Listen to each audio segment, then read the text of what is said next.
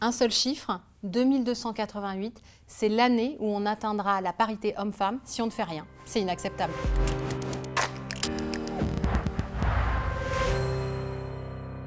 Bonjour, je suis Karine de Boissezon, je suis directrice du développement durable du groupe EDF depuis 2 ans. La direction du développement durable, elle appartient à une direction qui traite innovation, responsabilité d'entreprise et stratégie. Donc c'est vraiment une direction qui est au cœur des enjeux de transformation parce qu'on a besoin de se transformer si on veut réussir la transition énergétique. La raison d'être, on l'a votée en Assemblée générale en mai 2020. C'est important parce que ça veut dire que c'est dans nos statuts, donc on a vraiment un engagement très fort. La raison d'être, elle a 4 piliers et de ces 4 piliers, on en a fait tous nos engagements RSE. Les 4 piliers, c'est la neutralité carbone, la préservation des ressources, bien-être et solidarité et développement responsable. C'est important de les regarder de façon interconnectée. C'est d'autant plus important aujourd'hui dans l'actualité qu'on vit depuis plusieurs mois, qui est la hausse des prix de l'énergie, notamment le gaz, mais du coup aussi l'électricité. Et là, on voit bien, et on l'a vécu d'ailleurs en France, on le sait avec les Gilets jaunes, qu'on ne fait pas la transition énergétique sans les gens.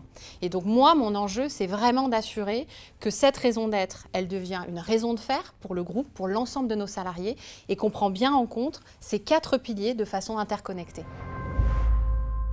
2020, peut-être d'abord pour contextualiser, c'était vraiment l'année des engagements climatiques pour le groupe, puisqu'on a labellisé notre trajectoire de réduction d'émissions de CO2, un label qui s'appelle Science Based Target Initiative. On est à peu près 1800 entreprises aujourd'hui qui sont engagées dans ce label. Et là, en 2021, on a fait des engagements plus rapides et plus forts sur la mixité.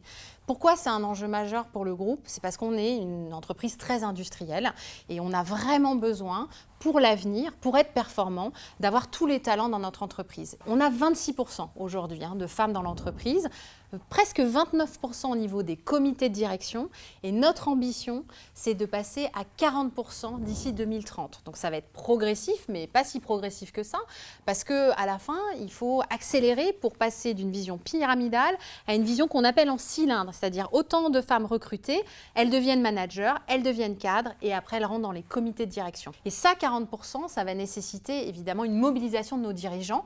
Et là, je me réjouis bien sûr que mon président fait partie des 40 présidents qui ont signé une tribune il y a quelques semaines pour justement s'engager dans l'accélération de cette féminisation des instances dirigeantes de l'entreprise. Concrètement, ça passe à la fois par accélérer les viviers de femmes, donc ça veut dire qu'on va demander à tous nos managers d'identifier très tôt les femmes pour lesquelles on veut faire cette accélération, donc c'est du mentorat, c'est de la formation, donc c'est très concret dans leur vie de tous les jours, et c'est aussi aller dans les écoles, peut-être plus rapidement que ce qu'on le faisait avant, notamment au niveau des collèges et peut-être pas attendre le lycée, pour là aussi accélérer sur le recrutement en plus grand nombre du coup dans les écoles qui forment dans les métiers très techniques. Encore une fois, évidemment, il y a les écoles d'ingénieurs, il y a les écoles de commerce, mais il y a des écoles vraiment très techniques sur lesquelles on a besoin d'avoir des femmes. Et aujourd'hui, les chiffres, malheureusement, sont très faibles. On est en dessous de 20% de femmes dans ces écoles-là. Et donc, c'est là qu'il faut absolument aller élargir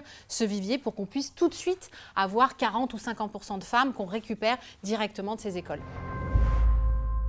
Je pense qu'il y a des enjeux dans la façon dont on se présente aux jeunes filles. On est en train de regarder typiquement voilà, les affiches, les publicités quand on publie pour des postes, même des stages ou des alternances. Il faut qu'on peut-être on soit un peu plus ouvert dans la façon dont on présente ces métiers. Si on voit que des hommes avec des casques, peut-être qu'effectivement les filles, elles ne se projettent pas forcément dans ces métiers ou elles ont l'impression que voilà, elles ne sont pas faites pour ces métiers-là.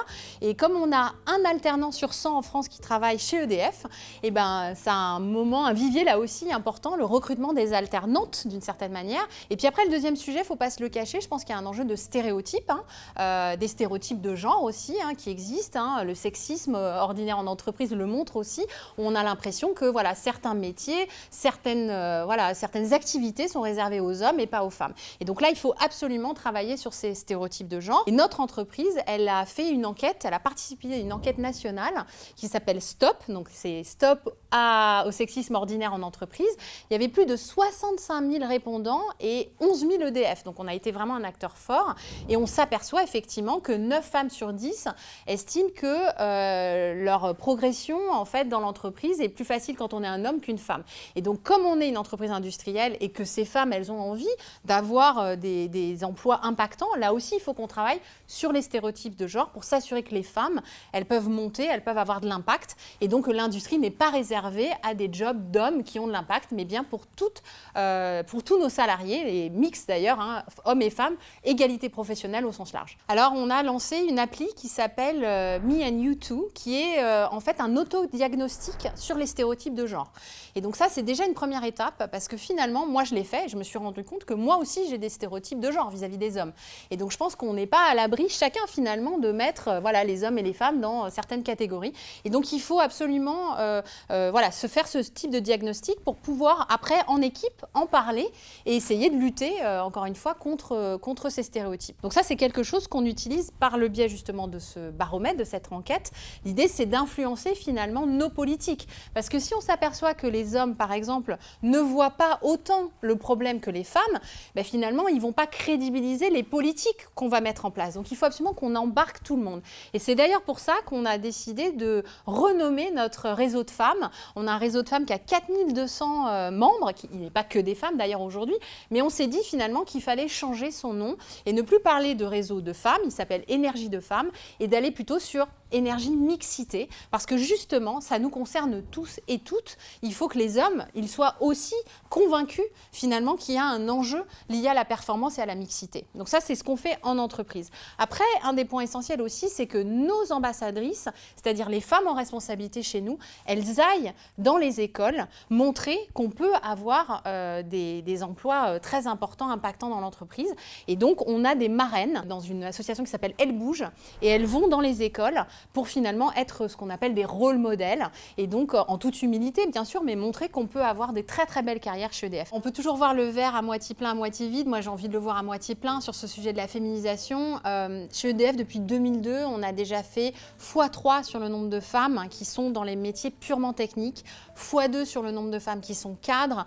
Et donc, on a beaucoup d'engagement, d'ambition, mais d'espoir qu'on voit concrètement, en fait, de l'accélération. Et d'ailleurs, si on a pris des nouvelles ambitions, c'est parce qu'on avait déjà dépassé en 2020 notre objectif 2023. Donc moi, j'ai envie de dire, venez travailler dans cette industrie, chez EDF bien sûr, métier d'avenir, métier qui est vraiment celui sur lequel finalement on sera jugé pour la réussite des accords de Paris, c'est la transition énergétique et on est un acteur essentiel. Donc tous les talents et surtout la mixité doivent être valorisés dans cette industrie.